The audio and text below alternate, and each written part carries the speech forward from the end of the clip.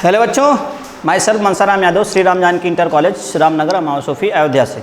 Okay, हम बात करने चल रहे हैं class 11 physics chapter 2 units and measurement.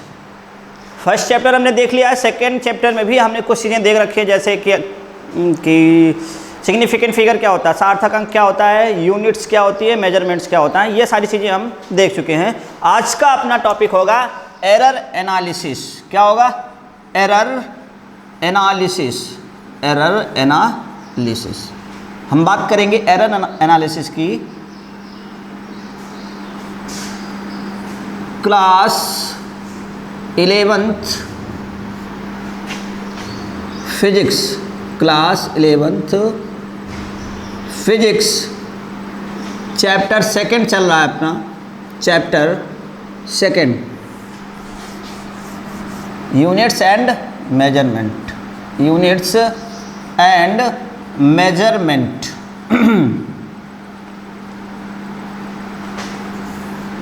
इसमें हम देखेंगे error analysis. Error analysis. Error बोले तो एरर बोले तो त्रुटि। त्रुटि क्या होती है, एरर क्या होती है? जैसे चैप्टर के अकॉर्डिंग मेजरमेंट है, हम कोई वैल्यू मेजर कर रहे हो, माप ले रहे हो, तो उसमें जो एक्चुअल वैल्यू, जैसे मान लो वो 10 सेंटीमीटर का है, हम मेजर करें 9.5, 9.99 इस तरह से मेजर करें, तो जो उसमें थोड़ी सी, जैसे 10 के नियर अबाउट हम पहुंच गए, लेकिन 10 तो नहीं है, एक्चुअल वैल्यू नहीं है ना, तो वहाँ पे जो कमी आ रही है ना, वहाँ पे जो डिफरेंस आता है, उसी को हम बोलते हैं एरर। ठीक है, तो एरर को देखने के पहले हम देखते हैं, एक प्यारा सा शब्द है, दो प्यारे से शब्द हैं, एक है एक्यूरेट और दूसरा शब्द है प्रिसाइज। क्या है? प्रिसाइज। एक्यूरेट और प्रिसाइज, यथार्थ, जिसकी हिंदी है यथार्थ और इसकी हिंदी है परिशुद्ध। अगर आप वैसे बात की जाए, यथार्थ और परिशुद्ध को देखा जाए तो एक ही चीज़ होती है दोनों, यथार्थ की बात करो या परिशुद्ध। लेकिन फिजिक्स में हम यथार्थ और परिशुद्ध को एक एग्जाम्पल से समझेंगे। एग्जाम्पल क्या है? बहुत ही अच्छा एग्जाम्पल है। एग्जाम्पल के लिए, मान लो आप किसी मेले में गए, मान लो आप किसी मेले में गए और वहाँ पे जो शूटिंग वाला खेल हो रहा है, आप वो शूटिंग वाला खेल खेलने गए। शूटिंग वाला खेल खेलने के लिए आपको कुछ पैसे देने होंगे। आप जब पैसे देंगे तो आपको कुछ वो बुलेट्स देगा। बुलेट से आपको एक गुब्बारे पे, बैलून पे क्या होगा, निशाना लगाना होगा, शूट करना होगा। तो आओ हम देखते हैं। तो बंदा कोई गया कोई बंदा गया, उस बंदे को मान लो वहाँ पे 6 बुलेट मिली, 1 bullet, 2 bullet, 3 bullet, 4 bullet, 5 bullet और 6 बुलेट। कितनी बुलेट मिली हैं? 6 बुलेट मिली हैं। ये मान लो 10 रुपये की है, 10 रुपये में उसको 6 बुलेट मिली हैं कि हाँ वो 6 टाइम्स जो है वो शूटिंग कर सकता है, निशाना लगा सकता है। किस पे? गुब्बारे पे। आप लोगों ने किया होगा, कुछ ने तो किया ही होगा। नहीं किया होगा तो अब जाके करना, मेले में जाना और करना। देखो क्या है, मान लो ये अपना बैलून है, ये अपना बैलून है, इसके आसपास हम और चीज़ें बना देते हैं। ये अपना टारगेट है। क्या है? ये अपना टारगेट है। बैलून बोलो या टारगेट बोलो। और ऐसा नहीं है आप मेले में अकेले गए हैं, मेले में आप लोगों के साथ 10, मान लो आप 4 दोस्त गए हो, 4 फ्रेंड हैं आपके, 4 फ्रेंड हैं, 4 दोस्त गए हो, तो सबने 10-10 रुपये दिए और सबको 6-6 बुलेट मिली हैं।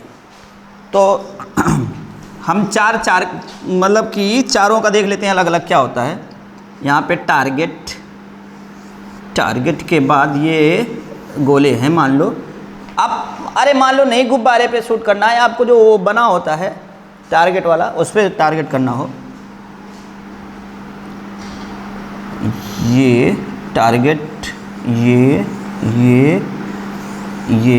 और ये। एक्यूरेट और परिशुद्ध, एक्यूरेट और प्रिसाइज हम समझने चल रहे हैं यहाँ पे। अभी ये हम एक गेम से समझ रहे हैं, इसको अभी हम और अच्छे से समझेंगे। अभी आप देखो बस केवल ये है, मान लो आपके चारों फ्रेंड है, एक फ्रेंड ए बी सी और डी, 4 फ्रेंड है, 1 ए बी सी डी। पहले ए आया, ए फ्रेंड आया आपका, ए फ्रेंड आया, उसको 6 बुलेट्स मिली, 6 गोलियां मिली हैं उसको शूट करने के लिए। तो जब वो शूट करता है तो वो निशानेबाज नहीं है, वो कच्चा निशानेबाज है। तो उसकी एक बुलेट तो यहाँ आ जाती है, एक बुलेट, और एक बुलेट यहाँ चली जाती है, एक बुलेट यहाँ चली जाती है, एक बुलेट यहाँ चली जाती है, और एक बुलेट यहाँ चली जाती है। 2 2 4 1 5, और एक वाली यहाँ चली जाती है। मान लो ए ने इस पे टारगेट करना चाहा तो उसकी 6 गोलियां जो है वेस्ट हो गई, टारगेट पे एक भी नहीं गई। बी आया, बी के जो है, बी की सारी गोलियां जो है टारगेट पे तो नहीं सेट हुई, लेकिन जो है एक गोली यहाँ पे आ गई, एक गोली यहाँ पे आ गई, दूसरी गोली यहाँ पे आ गई, तीसरी गोली, चौथी यहाँ पे आ गई, और पांचवी यहाँ पे आ गई, और छठी यहाँ पे आ गई। ये कौन आया? बी। फिर आया सी, सी को भी 6 गोली मिली, 6 बुलेट मिली। वो टारगेट को टारगेट करना चाहता है, लेकिन क्या है कि उसकी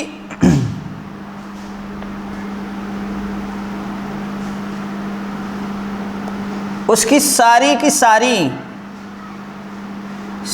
सारी जो है गोली जो है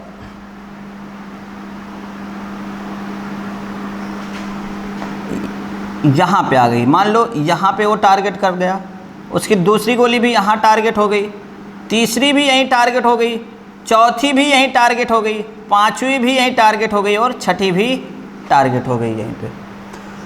जो डी आया, और डी ने जब अपना निशाना लगाया, शूट करना चाहा, तो क्या हुआ देखते क्या है कि यहीं पे पहली गोली, दूसरी गोली भी यहीं पे, और तीसरी गोली भी यहीं पे, चौथी गोली भी यहीं पे, पांचवी गोली भी यहीं पे, और छठी गोली भी यहीं, बिल्कुल टारगेट के जस्ट पास। ठीक, तो चारों बंदों ने देखो क्या किया, पहले वाले को 6 बुलेट मिली, उसके 6 के 6 गोलियां जो है बुलेट्स जो है बर्बाद गई, निशाने पे एक भी नहीं लगी। बी वाले का जो है निशाने के पास तो आया, निशाने के पास आया, लेकिन कभी ऐसा नहीं हुआ कि उसकी सारी गोलियां एक ही जगह पे लगे, अलग अलग गई हैं। मान लो अगर किसी बंदे को बुलेट प्रूफ कांच को, ग्लास को तोड़ना हो तो कहते नहीं बार बार एक ही जगह पे मारो। अगर ये बुलेट प्रूफ को भेदने जाए, बुलेट प्रूफ ग्लास को ये गोली से अगर हिट करेगा तो इसके तो निशाने अलग अलग लगेंगे, ये तो कभी नहीं तोड़ पाएगा।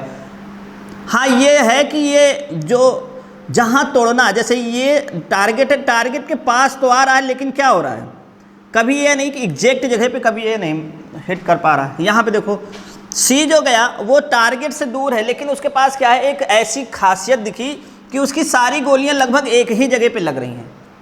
सी जो है उसकी सारी गोलियां एक ही जगह पे लग रही हैं, लेकिन टारगेट से दूर है। डी बंदा ऐसा था जिसकी सभी गोलियां टारगेट के बिल्कुल पास में लगी, मान सकते हो आप टारगेट पे ही लग रही हैं, और हर बार क्या लग रही हैं, एक ही जगह पे लग रही हैं। तो देखो जब वो टारगेट से दूर है और ना तो टारगेट के पास है और बहुत दूर दूर है, तो इसको बोलते हैं लो एक्यूरेट। क्या बोलेंगे?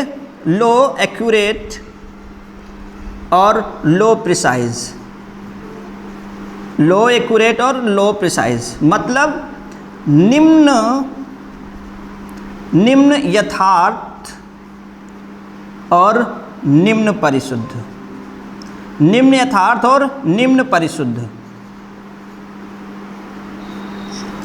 बी जो है ये निशाने के पास आ रहा, हर बार वो निशाने के पास आ रहा है, लेकिन एक ही जगह पे वो हिट नहीं कर पा रहा है, तो इस वजह से इसको हम बोलेंगे ये है हाई एक्यूरेट। क्या है? अगर निशाने के पास कोई बंदा पहुंच रहा है, इसका मतलब वो क्या है, एक्यूरेट है, लेकिन लो प्रिसाइज है। क्या है? लो प्रिसाइज। ये दिख रहा है, लो हाई एक्यूरेट और लो प्रिसाइज दिख रहा है। अगर हम इसकी हिंदी की बात करें तो ये उच्च यथार्थ है। क्या है? उच्च यथार्थ है और निम्न परिशुद्ध है। क्या है? निम्न परिशुद्ध है।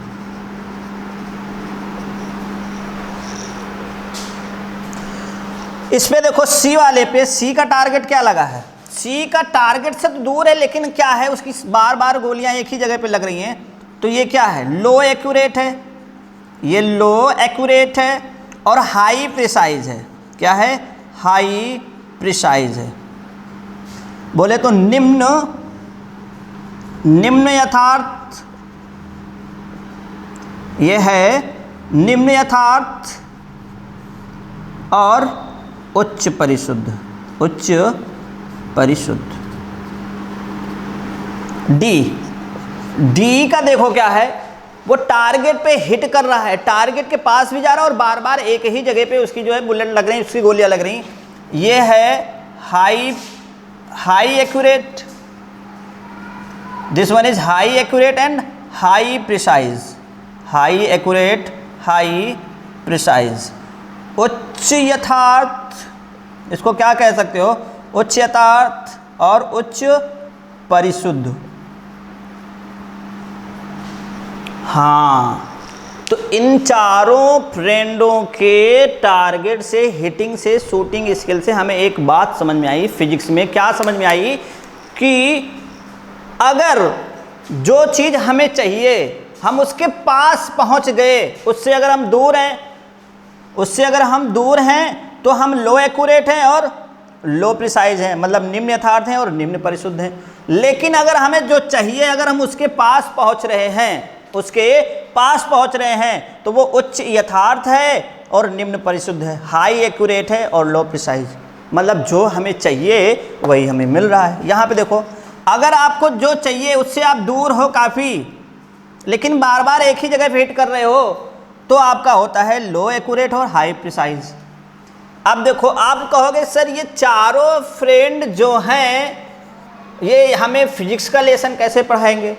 तो अब हम देखते हैं फिजिक्स का लेसन कैसे पढ़ाते हैं। जैसे एक कोई, जैसे ये मार्कर है, मैं मार्केट से लेके आता हूँ, तो वो बंदे ने बोला कि ये मार्कर 5 सेंटीमीटर का है। कितने का है?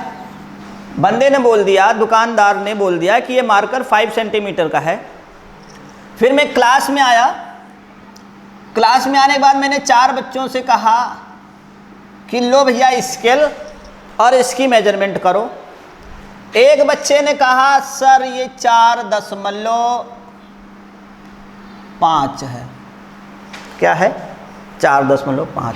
हमने इसी बच्चे से कहा भैया एक बार फिर से करके देखो, तो इसने कहा 4.6, फिर इसने कहा 4.8, फिर 4.3। ये ऐसे करके बता रहा है। एक बच्चे ने नापा, इसकी मेजरमेंट की, उसकी एक्चुअल वैल्यू तो 5 सेंटीमीटर की है, दुकानदार ने हमें बताई है, और वो बंदा जो मेजर कर रहा है उसको 4.5, 4.6, 4.8, 4.3 मिल रही है।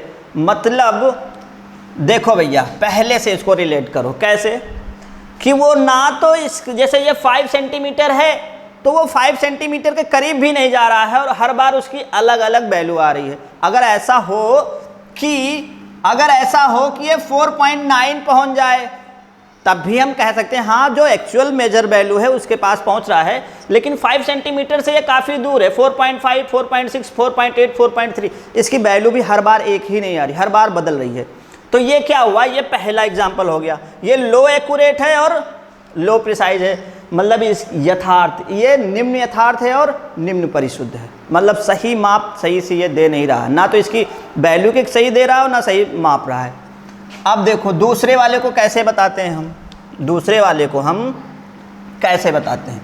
कोई बंदा आया, वो 4.9 मेजर कर गया, 5.0 मेजर कर गया, 5.1 मेजर कर गया, 4.8 मेजर कर गया। अब ये देखो भैया, ये बंदा जो है, जो एक्चुअल वैल्यू है 5 सेंटीमीटर उसके करीब पहुंच रहा है। 4.9 5 के जस्ट करीब है, 5 5 के जस्ट करीब ही है, 5.1 भी 5 के जस्ट करीब है, 4.8 भी 5 के जस्ट करीब है। तो ये जो एक्चुअल वैल्यू है, जो उसकी मार्केट में वैल्यू दी गई है कि 5 सेंटीमीटर, वहाँ तक वो पहुँच रहा है। लेकिन ये एक प्रॉब्लम इसमें भी आ रही है कि हर बार ये मेजर कर रहा है, तो हर बार ये डिफरेंट वैल्यू मेजर कर रहा है। इसका मतलब इसके पास एक्यूरेसी तो है, इसके पास एक्यूरेसी तो है, लेकिन जो प्रिसाइज है, प्रिसाइजनेस है, वो इसके पास नहीं है। यथार्थता है, इसके पास उच्च यथार्थ है, मतलब ये वैल्यू के करीब जा रहा है, लेकिन प्रिसाइज नहीं है। फिर हम बात करते हैं तीसरे वाले बंदे की। तीसरा वाला बंदा आया, उसने क्या किया, इसकी वैल्यू नापी 4.40, 4.45, 4.43, 49 इस तरह से। देखो ध्यान से देखो, तो इसकी ये जो मेजर कर रहा है ना, ये सेंटीमीटर में नाप रहा है। इधर देखो, ये हमेशा 4.4, मतलब इसमें इसके देखो यहाँ पे अगर मैं बात करूँ ये कितनी कमी है, तो 0.06 की कमी है। देखो 4.4, इसमें 4.4, 4.4, 4.4, तो चारों मेजर वैल्यू में आ रही है। मतलब जब ये नाप रहा होगा ना, तो इसके मेजरमेंट में हर बार एक ही चीज़ आ रही है।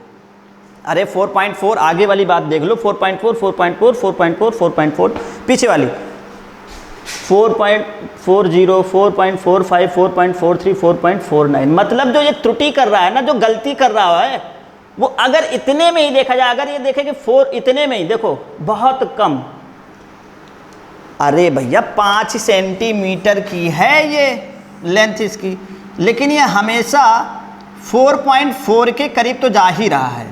देखो 4.4 तो ये जा ही रहा, उसके बाद थोड़ी सी गलती हो रही है। मतलब कह सकते हो कि बार बार एक ही जगह पे ये पहुंच रहा है। इसकी वैल्यू जो है एक ही मेजरमेंट बार बार ला रही है।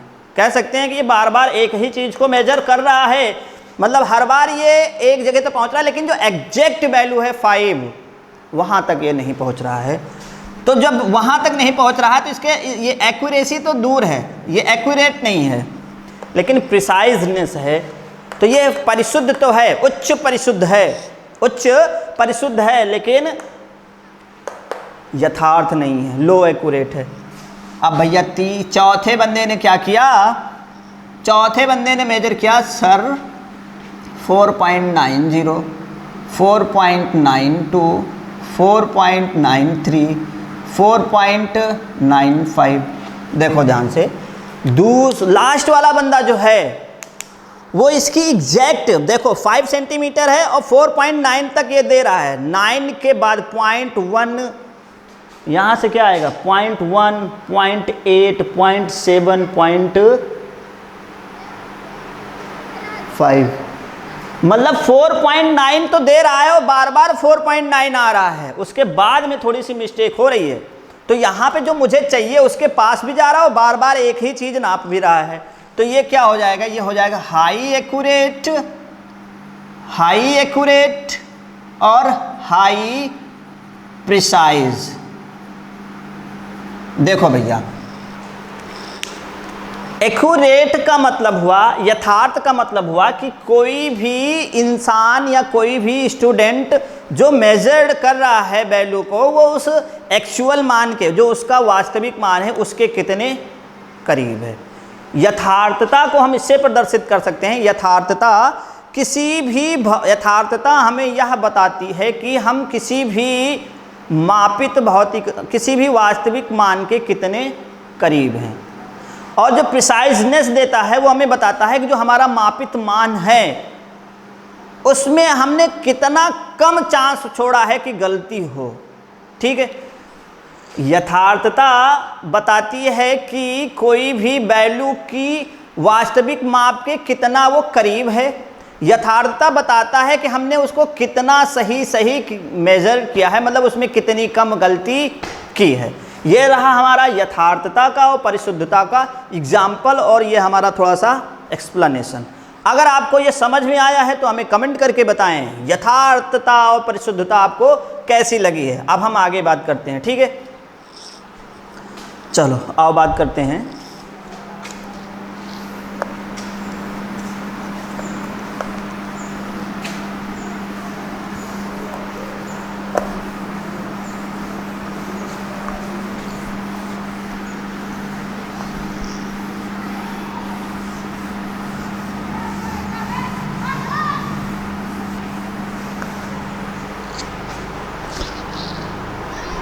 एरर।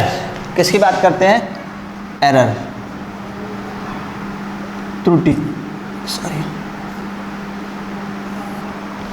तो त्रुटि क्या होती है, त्रुटि क्या होती है, एरर क्या होता है कि मान लो अभी जैसे हमने देखा कि मार्कर लेके आए थे मार्केट से, उसकी जो है लेंथ 5 सेंटीमीटर है, लेकिन जो हम मेजर कर रहे हैं तो कोई बंदा 4.4, कोई बंदा 4.5, कोई बंदा 4.9, कोई बंदा 4.8 तक जा रहा है।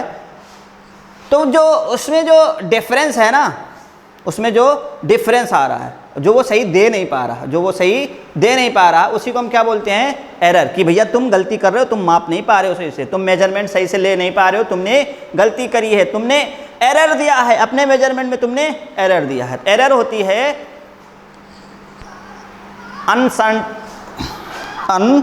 अनसर्टेनिटी इन मेजरमेंट। जो मेजरमेंट में जो अनिश्चितता आ जाती है उसी को हम बोलते हैं त्रुटि।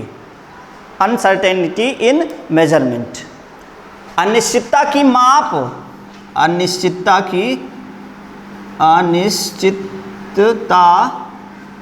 की माप त्रुटि कहलाती है। क्या कहलाती है? त्रुटि कहलाती है। हैं? ठीक है।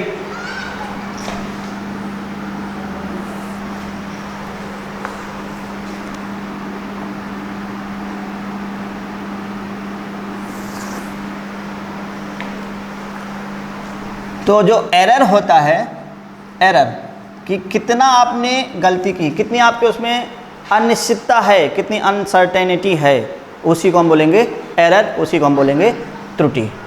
ठीक है।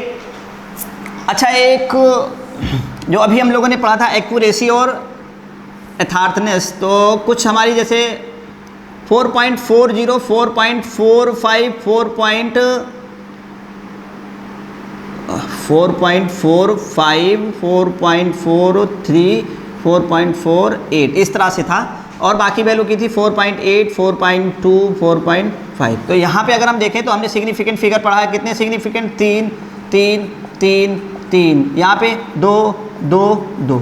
तो आप ऐसे कह सकते हो कि जिसके पास ज़्यादा सिग्निफिकेंट फिगर होता है वो ज़्यादा प्रिसाइज होता है, ज़्यादा एक्यूरेट होता है। ठीक, वो एक्यूरेसी के लिए और प्रिसाइजनेस के लिए था। हाँ, एरर की हम बात करते हैं। एरर अनिश्चितता की माप त्रुटि कहलाती है। Uncertainty in measurement is called error. Error को हम बोल सकते हैं 3 टाइप्स की। 3 टाइप्स की एरर होती है। कौन कौन सी एरर होती है? 3 टाइप्स की। आओ देखते हैं कौन कौन सी। पहली तो हम बोल सकते हैं कि सिस्टमैटिक एरर। क्या होती है?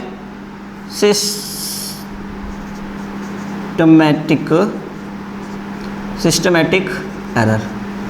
दूसरी होती है रैंडम एरर, और तीसरी होती है ब्लंडर एरर। क्या होती है? Blunder error. ठीक है। सिस्टमैटिक एरर जो होती है, इसे हम बोल सकते हैं कि ये एरर जो होती है, ये होती है क्रमबद्ध त्रुटि। क्या बोलेंगे इसकी हिंदी? होती है क्रमबद्ध त्रुटि। इसको बोलते हैं यादृच्छिक त्रुटि। ओके। और इसको बोलते हैं भूल त्रुटि। क्या बोलते हैं? भूल त्रुटि। आओ अभी हम बात करते हैं कौन सी क्या है। देखो भाई, क्रमबद्ध त्रुटि क्या हुआ? ये जो भी एरर होती है, ये एरर हमारे जो यंत्र हैं, हमारे जो इंस्ट्रूमेंट्स हैं, उस इंस्ट्रूमेंट्स में भी कोई प्रॉब्लम हो गई हो, उससे आ जाती है, इंस्ट्रूमेंट से आ जाती है।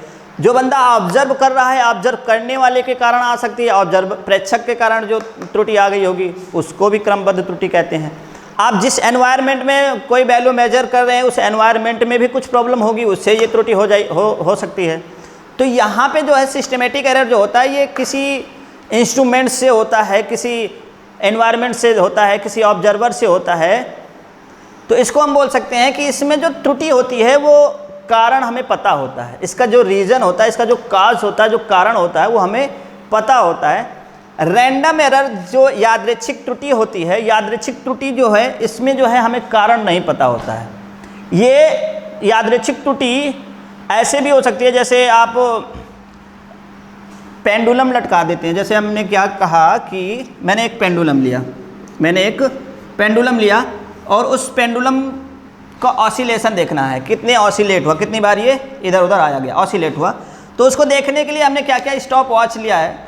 स्टॉप वॉच में मान लो जैसे ऑसिलेट ख़त्म होने वाला हो उसी टाइम मैंने कर दिया हो, प्रेस कर दिया हो, या फिर एक ऑसिलेशन बढ़ गया हो या उसमें थोड़ा सा टाइम बढ़ गया हो, या जैसे ऑसिलेशन स्टार्ट करने में हम कोई प्रॉब्लम कर दे, जैसे मान लो स्टार्ट हो गया, उसके हल्का सा थोड़े से ही सेकंड के बाद, बहुत कम टाइम के बाद हम अपनी स्टॉप वॉच जो है प्रेस करते हैं, लेकिन तब तक तो जो एरर होनी थी वो हो गई।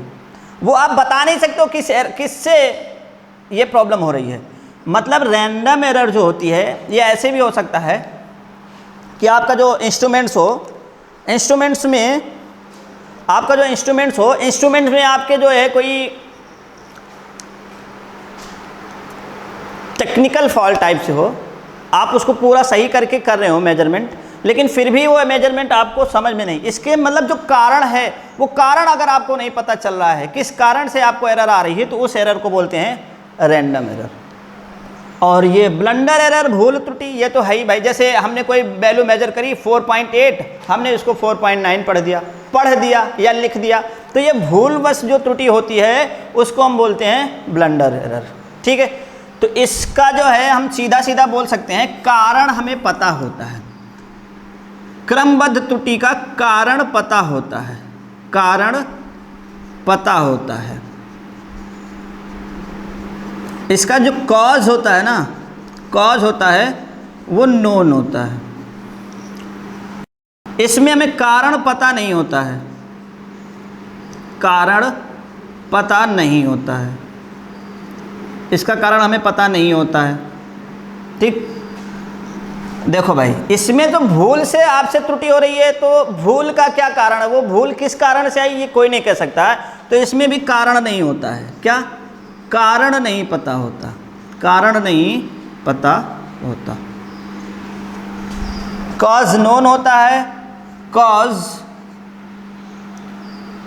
इसमें कॉज जो होते हैं वो अननोन होते हैं, इसमें भी कॉज जो होता है वो अननोन होता है।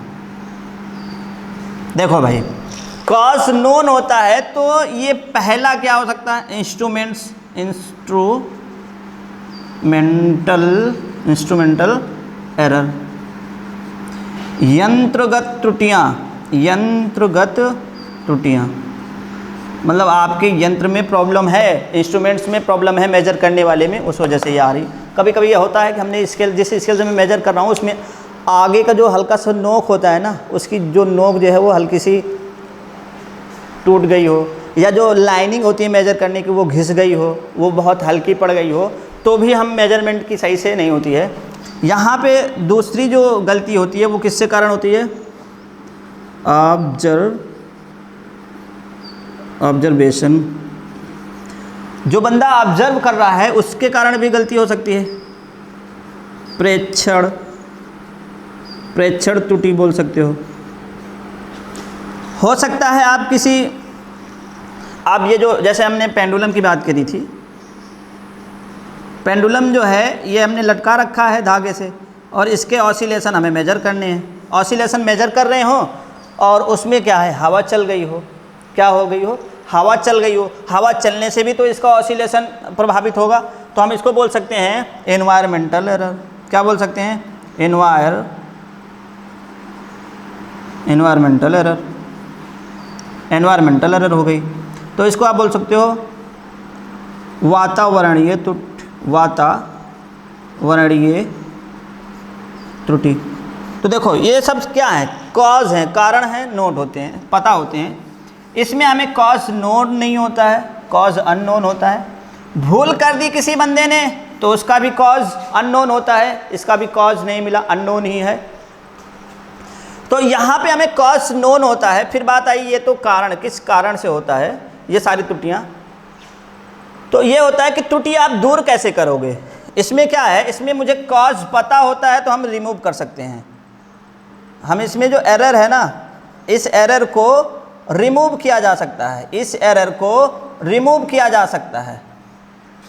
इस एरर को, इस त्रुटि को, सिस्टमैटिक त्रुटि को, क्रमबद्ध त्रुटि को हम दूर कर सकते हैं, अब हमें पता होता है ना, हमें कारण पता होता है किस कारण से है, तो हम उस कारण को दूर करें तो हमारी जो यंत्रगत त्रुटियां हैं, वो क्रमबद्ध त्रुटियां हैं, वो दूर हो सकती हैं। जस्ट देखो भाई, और दूर करने के बाद फिर हम फिर से जो है एग्जैक्ट वैल्यू ले लेते हैं। यादृच्छिक त्रुटि जो होती है, रैंडम एरर जो होती है, उसका कॉज अननोन होता है, तो इसको हम क्या कर सकते हैं, रिमूव नहीं कर सकते। इसकी जो एरर है ना, इस एरर को हम रिमूव नहीं कर सकते। जो रैंडम एरर होती है उसकी एरर को हम हटा नहीं सकते हैं। अब भूल त्रुटि जो हुई है, देखो इसमें ये पता होता, हाँ इतना पता है, देखो कॉज नोन है, कॉज अननोन है, तो कॉज अननोन का मतलब यह कह सकते हो गलती हुई। कैसे गलती हुई ये आप नहीं कह सकते हो, आपका दिमाग कहीं और हो रहा हो, आपने मिसरीड कर दिया हो, वो रीज़न तो आपको नहीं पता होता है, कारण तो आपको नहीं पता है किस कारण से त्रुटि हो गई है। लेकिन क्या है, अगर आप इसको रिमूव करना चाहो, अगर आप रिमूव करना चाहो तो एक बार में आप इसको रिमूव कर नहीं सकते हो। तो इसके लिए हम क्या करते हैं, तो जिस भी कारण को हम रिमूव नहीं कर सकते, हटा नहीं सकते, उसके लिए हम क्या कर सकते हैं, बार बार मापो, बार बार माप कर, मतलब कई बार हम उसकी मेजरमेंट ले लें और मेजरमेंट के बाद बार बार माप कर औसत निकाल लो। क्या कर लो, औसत निकाल लो। आपने गलती करी, आपकी हर बार एग्जैक्ट माप नहीं आ रही, आपकी बार बार गलत आ रही है, त्रुटि आ रही है, तो आप क्या करो, जैसे x1 निकाल लिया एक मेजरमेंट, दूसरी x2 मेजरमेंट, तीसरी x3 मेजरमेंट, तो चौथी x4 मेजरमेंट, तो यहाँ से आप इसकी औसत निकाल लो, x1 plus x2 plus x3 plus x4 और उसको 4 से डिवाइड कर दो, एवरेज निकाल लो, उसका एवरेज निकाल दो। अब जो x बार आएगा वो इसकी वैल्यू हो जाएगी, और यहाँ पे जब एवरेज निकालोगे तो बहुत कम चांस रहेगा कि उसमें एरर रहे। इसमें क्या करो, इसमें भी आप जो है रिपीट करो, जो आपने मेजरमेंट ली है उसको आप रिपीट करो। हो सकता है रिपीट करने से हो सकता है आपने जहाँ पे गलती करी है वो कारण दूर हो जाए। वैसे तो आप नहीं रिमूव कर सकते हो, हाँ आपने 4.6 पढ़ लिया है, 4.8 था, आप ऐसे कैसे दूर कर सकते हो, नहीं, आप उसको रिपीट करो। रिपीट करने के बाद दूसरी नई वैल्यू आएगी, नई वैल्यू को आप फिर से राइट करो, लिखो, देखो क्या जो पहले लिखी थी वो वैसी है या अलग है।